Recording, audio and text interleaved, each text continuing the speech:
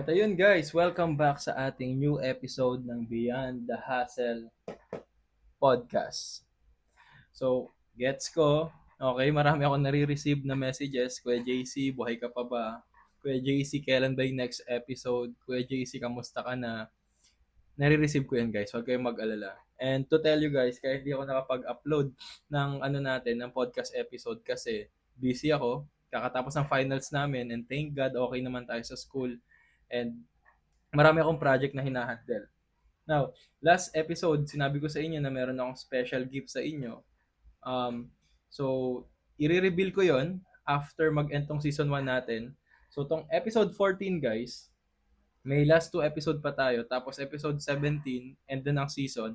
And since sinabayan nyo ako at sumama kayo dito sa full episode natin ng season 1, ang magiging gift ko sa inyo is i-reveal ko yung mga natutunan ko kay Searching Kitan, lahat ng mga frameworks at lahat ng mga life lesson at saka personal finance, even business, igagawan ko ng content yon at the end ng season 1 natin. So, una sa lahat guys, congratulations kasi konti na lang matatapos na natin tong season 1. And sa lahat ng mga tao na nagstay at nanonood, maraming maraming salamat. Now, expect na matatapos natin agad tong season 1 kasi gusto ko na mag-move sa season 2. Nandun na yung mga mas how-tos tsaka technicalities. Pero for the meantime, tapusin natin tong last 3 episode ng mindset. Now, for this episode 14, guys, ang pag-uusapan natin is paano ba maging confident. Okay? Lagi ito natatanong sa akin sa TikTok, Instagram, minsan may nagdi-DM pa sa akin sa Messenger. Tinatanong nila to. And bibigyan ko kayo ng isang powerful framework na natutunan ko noon. Tapos kung ano-ano yung natutunan ko, tapos dito lang siya bumagsak. Pero bagong lahat, recap muna tayo sa nangyari guys. Episode 13 na pinag-usapan natin paano mag-handle ng stress. Tapos in-explain ko sa inyo kung paano ba siya, ano ba yung nagko-cause ng stress. Now, related siya dito in a way kasi magre-revolve tong confidence natin sa fear. Okay? Now, to proceed, paano nga ba talaga maging confident? Alam niyo guys, hindi ko alam kung innate na sa akin or kumbaga kinalakihan ko na or kumbaga ganito na akong pinalaki or ganito na ako nung pinanganak ako. Pero one of the things na I'm very very grateful is ako yung type ng tao na confident. Kahit nung bata ako naalala ko hindi ako mahiyain. Siguro sa upbringing ko, siguro sa genetics ko, nurture, na sinasabi ko nga sa inyo sa last episode. Pero siguro ako yung type ng tao na malilabel yung ganun.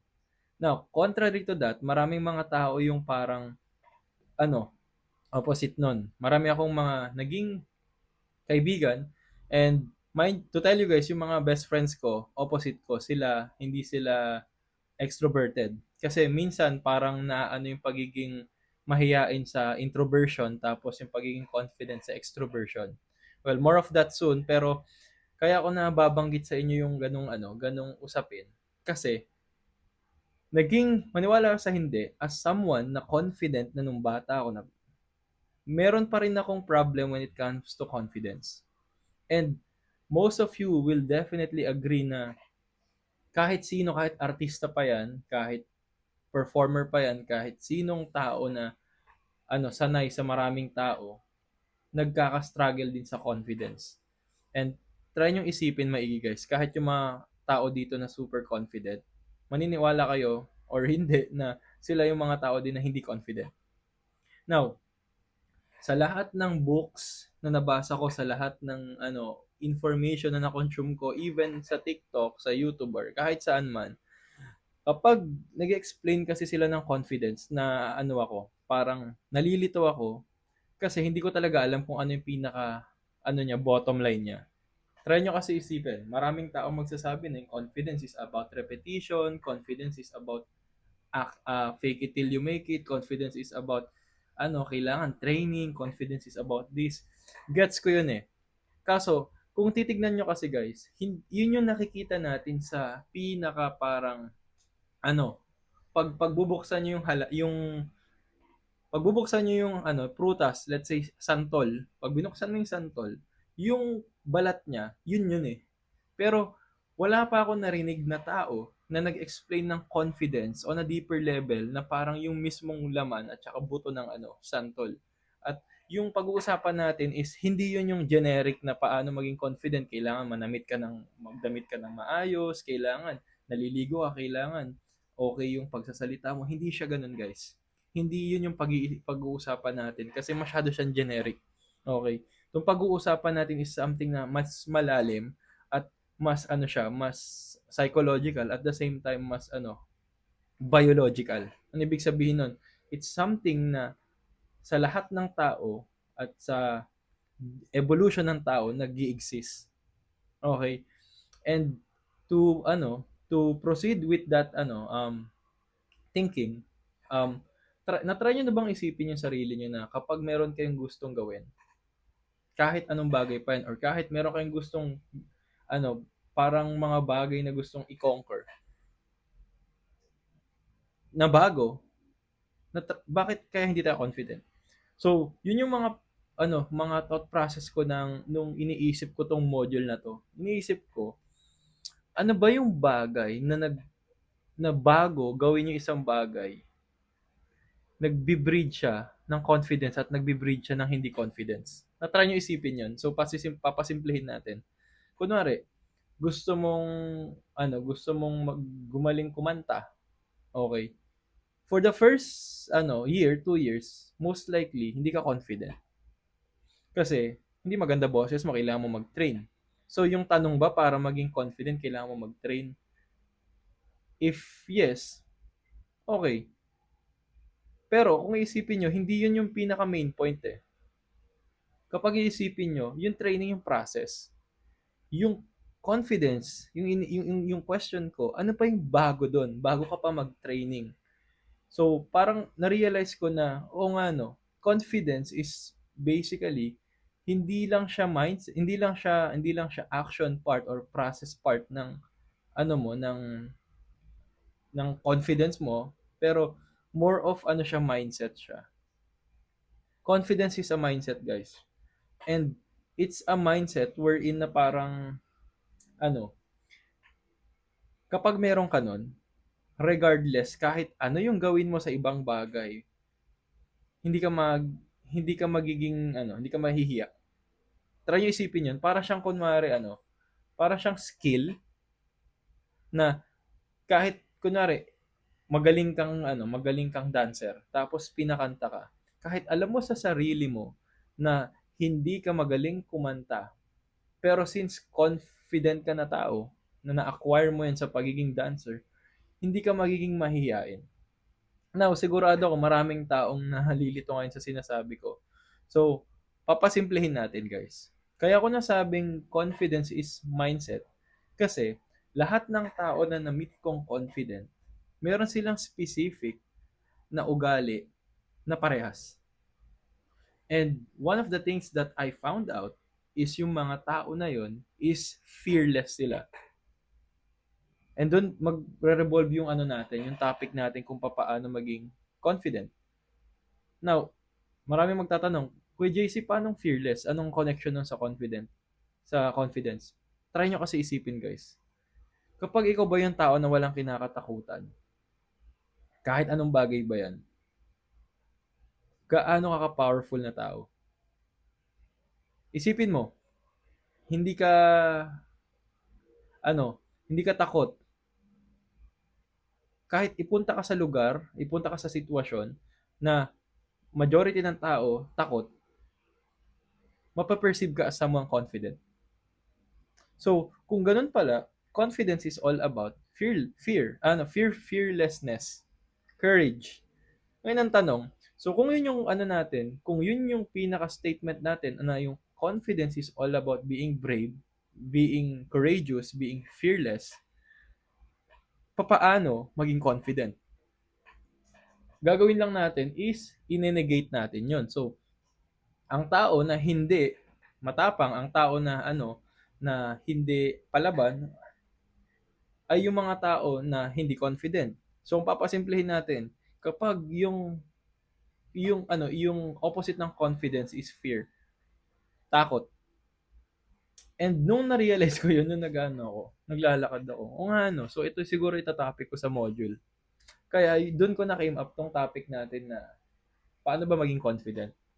Now, balik tayo doon. So kung yung pala, yung pagiging confident is tied up sa fear, tinanong ko yung sarili ko, ano-ano ba yung mga kinakatakutan ng tao? So, kung titignan nyo guys, meron akong ginawang framework na ang pangalan is the 4 Horsemen of Fear. So, horsemen, pinaporma ko lang, ano siya, para siyang, alam niyo yung mga sa movie, na parang may mga tao na parang nanguhuli sila ng mga, kunwari, yung horsemen parang sila yung mga Grim Reaper, ganun, na pag may ginawa ka masama, kukunin ka nila, tapos goodbye na, ganun. So, kaya ko siya nilagay na horsemen. Now, yung nakikita nyo dito guys, sobrang dami yung matututunan, tsaka ito lang yung kailangan nyo. Kung magbibuild kayo ng confidence, ito lang kailangan nyo panoorin kahit kalimutan nyo na lahat ng bagay. Kasi ito yung pinaka first step sa confidence.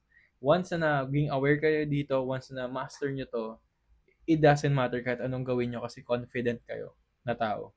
That's a guarantee after nyo panoorin tong video na to. Now, balik tayo. Okay, Kuya JC, ano ba yung 4 Horsemen of Fear? Ano ba yung meron dyan? Ano mapapala ko dyan? Ano ba yung framework na yan? So, kapag sinabing 4 Horsemen of Fear, na-realize ko guys, na may 4 na types ng, ng fear yung tao. And this is, naka-inline siya sa psychology guys. Yung mga 4 fears na yon, na kinakatakutan natin, una is bodily. Bodily, ibig sabihin, pangangatawan. Kung ano ka, okay, pangangatawan. Pangalawa naman, interpersonal. Okay. Kapag interpersonal, it's basically panlabas. Okay, panlabas mo. Interpersonal, more of leaning sa relationship, interpersonal nga.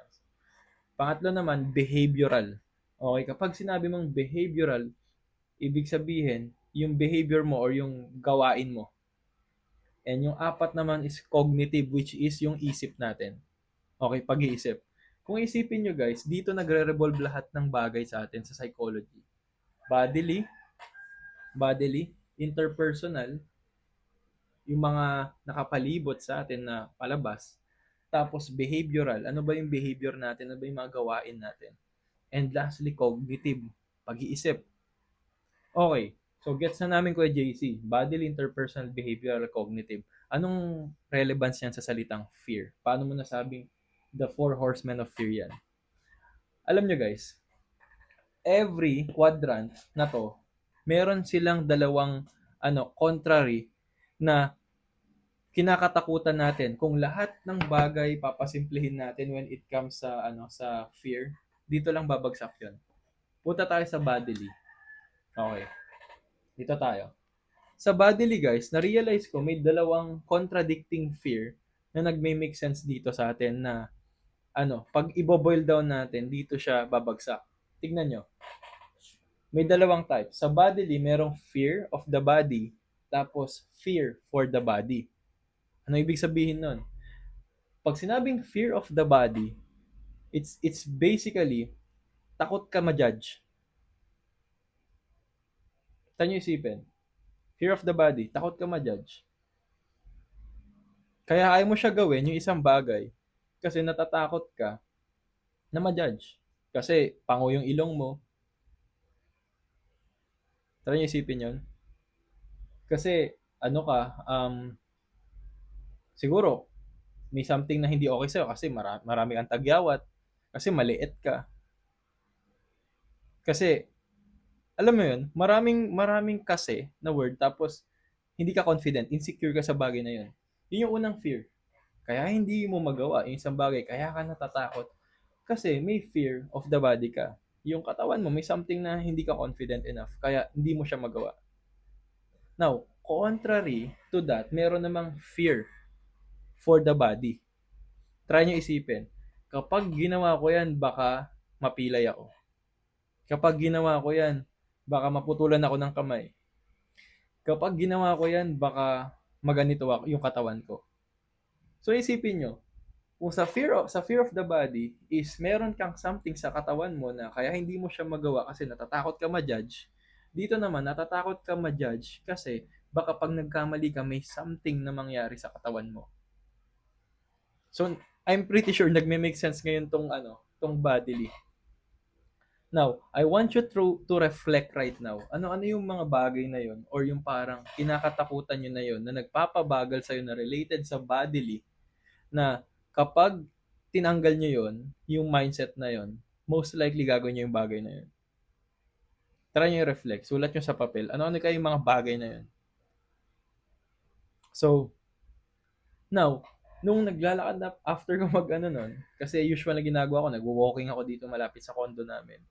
Isa sa na-realize ko din is interpersonal naman.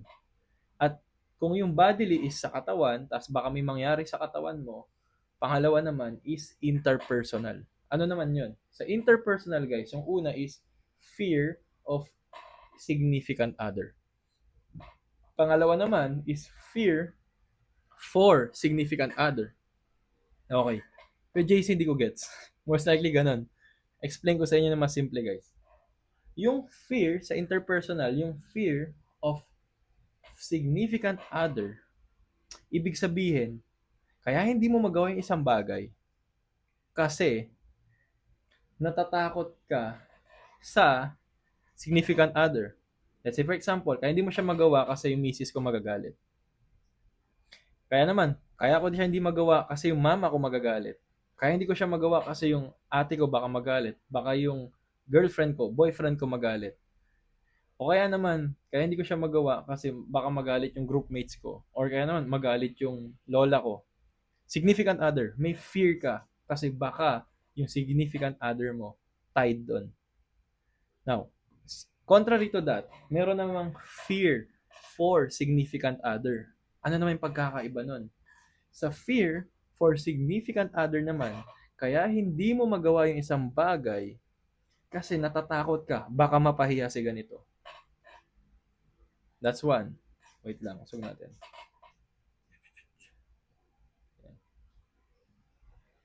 Yan. O kaya naman, kaya hindi mo magawa yung isang bagay kasi natatakot ka baka mapahiya jowa mo. Baka mapahiya yung nililigawan mo. Baka mapahiya yung mama mo, yung tito mo, yung classmates mo, yung teacher mo, kaya hindi mo siya magawa. Now, pause, and I want you to reflect about it. Kasi sigurado ako maraming taong tinatamaan ngayon. Kaya hindi mo magawa isang bagay na yun. Kasi baka dito, interpersonal. Baka yung mama mo, takot ka magalit siya, or kaya naman takot ka mapahiya sila. So, ito yung interpersonal. Now, sa third naman guys, na na-realize ko is may tinatawag na behavioral fear. Ang behavioral fear naman guys, dalawa. One is fear of taking action at yung isa is fear of inaction. Now, isa to sa paborito ko kasi isa to sa pinaka-common. Itong kinakatakutan natin na to or yung fear na to. Ito yung bagay na lagi yung naririnig, lagi yung problema. And papasimplihin ko sa inyo. Sa behavioral, yung fear of taking action is kapag ginawa mo tong bagay na to, natatakot ka kasi baka mangyari to. Tayo isipin, kapag nag-take action ako, baka mag-fail ka. Kapag ginawa ko to, baka ganito mangyari. So, fear of inaction naman, kapag hindi ko ginawa to, baka ganito yung mangyari. Kapag hindi ko ginawa to, baka hindi ako kumita ng pera. Kapag hindi ko ginawa to, baka hindi ako yumaman. Kapag hindi ko ginawa to, baka maging failure ako. Kapag hindi ko ginawa to, baka ma-miss out ako or baka maging pinakamababa ako sa klase. Fear of inaction. Fear of taking action naman is baka pag ginawa ko to, maging katawa-tawa ako sa school. Baka pag ginawa ko to, hindi ako yumaman. Baka pag ginawa ko to, mag-fail ako. So nakita nyo guys, bodily, interpersonal, behavioral, nagme-make sense. So yung each of this aspect may contradicting fear na nakakatawa. And lastly guys, cognitive, utak. 1, fear of knowing. Pangalawa naman is fear of not knowing. Ano pagkakaiba nun? Fear of knowing. Natatakot ka kasi baka malaman mo. Natatakot ka malaman katotohanan, baka masaktan ka. Natatakot ka kapag nalaman mo yun, baka may mangyari sa'yo. Natatakot ka kapag nalaman mo yun, baka magalit si ganito. Natatakot ka kapag nalaman mo yun, baka magbago ka. Gets? Yung isa naman, opposite naman nun, fear of not knowing. Ano naman yun? Natatakot ka kasi hindi mo alam yung katotohanan. Natatakot ka kasi hindi mo alam kung papaano gawin yung ganitong bagay. Natatakot ka kasi kapag hindi mo alam, baka hindi ka yumaman. So, yun yung cognitive. Na kung iisipin nyo guys, bakit ko ba binibigay sa inyo tong framework na the four horsemen of fear? Kasi guys, lahat ng bagay, lahat ng magiging constraint or kinakatakutan nyo para mag-block siya sa confidence, dito lang babagsak lahat yan.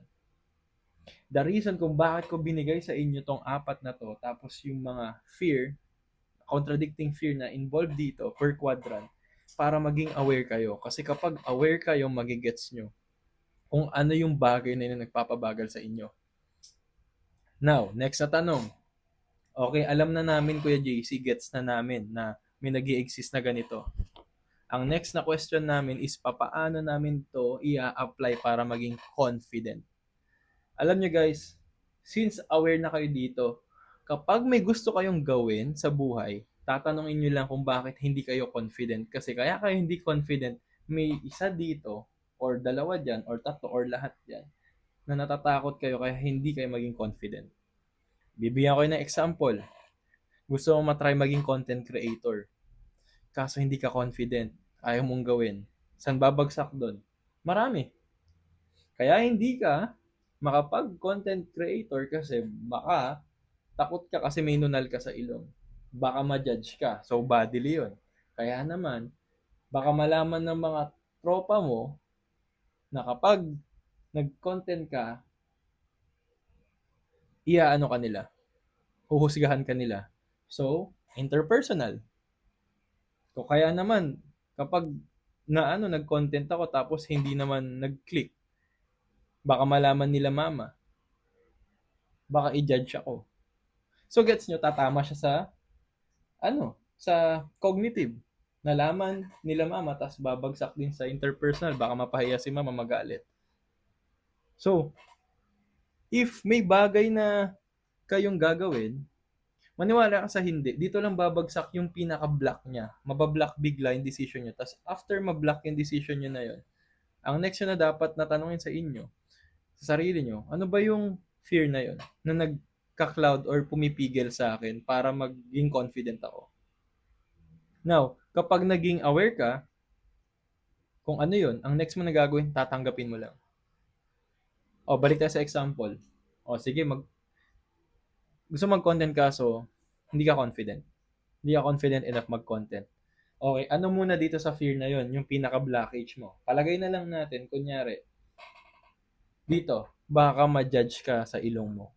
Kasi yung ilong mo, pango or kaya naman may madami kang tagyawat or what. Okay, so may fear of the body ka. Ngayon, kung ganun pala, try mo yung accept. Ano ba yung reality ngayon? Okay, ikaw yung may hindi okay yung mukha mo, matagyawat kang tao. Gets? Gets mo yun. Yun naman yung katotohanan. So, mapapalitan mo ba yun? Pwede naman, kaso it will take time kasi gagastos ka ng pera para kuminis mukha mo. Pero kung nasa kasulukuyan ka ngayon or reality, yun na siya eh. As is na siya. Tanggapin mo na lang. And mag-proceed ka. Kasi yung fear naman na yun, it's just something na hindi naman totoo eh. And eto guys, pro tip. Okay, kuya advice. Kapag iniisip nyo dito sa bodily na i-judge kayo ng tao sa itsura nyo or kung saang part ng katawan nyo, gawin nyo strength yun. Ang daming sumikat kunwari na tao sa pagko-content. Kasi ginamit nila ng tama yung pagiging yung insecurity nila. Si May yung lip bite.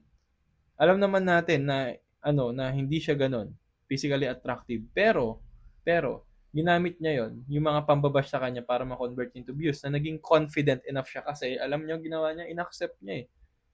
Inaccept niya. Okay, may mga nanonood dito guys na takot mapahiya yung parents nila or yung boyfriend nila kaya hindi nila ginawa yung isang bagay na yun. Pero ang reality is, ganun talaga eh. Kahit ano naman gawin mo sa buhay, meron at merong tao na hindi sasang-ayon sa'yo or magagalit sa'yo.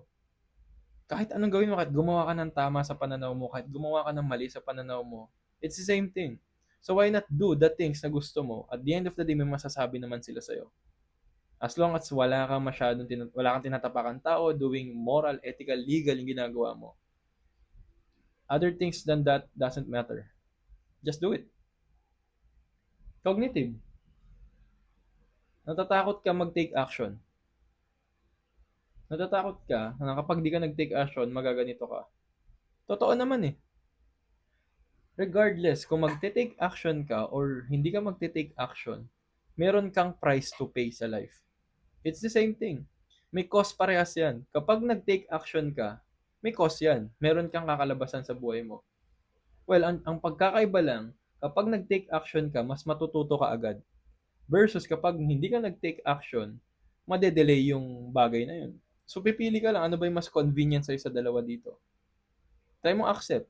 Kasi minsan, may mga bagay na hindi natin kailangan kuhanin at mag-take action. May mga bagay naman na kailangan natin hindi mag-take action.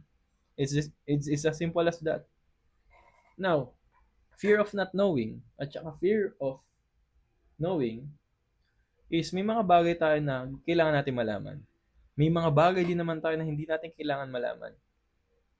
Kung yung bagay na yun kailangan mo talaga malaman, kung may balik naman sa yung malaki yun, at yung bagay na yun is positively enhance yung buhay mo, kailangan mo alamin yan. Pero kung yung bagay na yun, hindi mo naman kailangan, para saan pa? 'Di ba? Kasi minsan, ang buhay dito sa fear is, hindi mo naman talaga mako-consume lahat ng bagay. Why not consume all the things na alam mo na kailangan mo at may kwenta sa buhay mo? Gano'n lang naman kasimple kasi maniwala ka sa hindi mo mauubos lahat ng books. Pag binasa mo lahat ng books, hindi mo maano yun. Napakadaming libro, napakadaming katulad ko na nagtuturo. Pipiliin mo lang yung convenient sa'yo. So kunwari may gusto kang gano'n, may gusto kang gawin. Kaso natatakot ka kasi baka may malaman ka. Hayaan mo lang. Accept. At the end of the day, lahat ng bagay malalaman mo eh. At some point. So why not if may opportunity na para malaman yun, di gawin mo. Pero hindi siya relevant, di wag mo gawin. Lahat ng to guys, yung fear, acceptance lang. And maniwala ka sa hindi kapag meron akong coaching call, lagi ko lang tinatanong yung mga tao. Kapag ginawa mo ba yan, mababawasan ba kamay mo? Hindi. Mapapahiya ka ba? Yung magagalit ba sa'yo? Pag sabi nilang oo, oh. But pag nagalit ba sila sa'yo or napahiya ka, mababawasan ba pagkatao mo? Mababawasan ba kamay mo? Hindi. O pag nag-take action ka ba, ano mangyayari? Masasabi, baka kasi ganito, baka kasi ganyan. Eh paano kung hindi ka nag-take action? Baka kasi ganito, baka ganito, ganyan. O pag hindi ka ba nag-take action, ikakamatay mo yan. O kaya naman, nag-take action ka, mamamatay ka ba? Mababawasan ba kamay mo? Mababawasan ba katawan mo? Hindi. Bakit mo gusto malaman yun? Bakit ka nagmamadali na gusto mong alamin? Kasi baka hindi ako yumaman, kasi baka ganito. Okay? Bakit pag nalaman mo ba yun, yayaman ka na agad? Hindi. Bakit pag hindi mo nalaman agad yun, ikakahirap mo yun? Hindi. So, nagigets nyo guys, yung utak natin minsan, kina-cloud lang tayo. And kung babalikan nyo yung pinakauna nating mga modules, yung utak kasi natin, nakadesign yan para mag-survive. So, lahat ng bagay na nagpapakita sa atin, it's more of tribal. Okay, para makasurvive. Hindi lahat ng nakikita natin, naririnig natin, pinaprocess natin, tama. Kasi yung utak natin naka-design mag-survive. Survival siya. Minsan kailangan natin ng intuition. At yung intuition is kailangan pinapagana natin yung prefrontal cortex na sinabi natin sa past na topic. The only way na mako-conquer mo yung fear is magiging logical ka. Kasi kapag naging logical ka, tinanggal mo yung emotions, most likely fearless ka. Try nyo isipin, lahat ng bagay na kinakatakutan nyo, kapag ginawa nyo siyang logical, hindi siya nakakatakot. Tulad nito. Natatakot kang, ito na lang, natatakot ka na lumapit sa crush mo kasi hindi ka pogi. So may fear of the body ka. Natatakot ka. Okay. Pag ano ba mangyayari? Ano yung worst na mangyayari kapag ni-reject ka niya? Masasaktan ka. Ano pa mas worst doon? Wala, yun lang. Kapag nasaktan ka ba o ni-reject ka ng crush mo, ano yung pinaka nun? Pinaka worst na mangyayari doon? Nabawasan ba pera mo? Nabawasan ba yung grades mo? Nawalan ka ba ng paa? Nagalit ba nanay mo? Humirap ka ba? Wala naman. So, what's the problem? 'Di ba? Doon lang naman babagsak, guys. It's always about logic. So I hope marami kayong na-gets dito sa sinasabi ko kasi dito lang lahat babagsak yung salitang confidence. And maniwala kayo sa hindi, guys. Binebenta na course to. Mga mindset coach, mga kung ano-ano, binebenta nila to. Itong buong process na yung bebenta nila, ibibigay ko sa inyo lang ng free. So yun. Gusto nyo maging confident? Kailangan nyo ang alamin kung ano yung mga fears. Alamin nyo lang tong 4 horsemen of fear. Analyze, diagnose nyo yung situation nyo, tapos conquer nyo, i-accept nyo, tapos do it.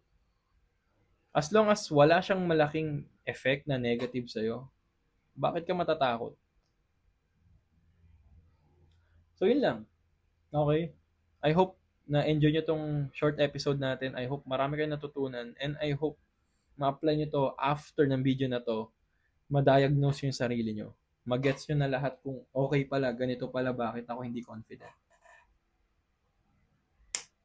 So yun. Ang challenge ko sa inyo, guys, is tag nyo ako. Screenshot nyo to. Tag nyo ako sa TikTok, tag nyo ako sa Instagram.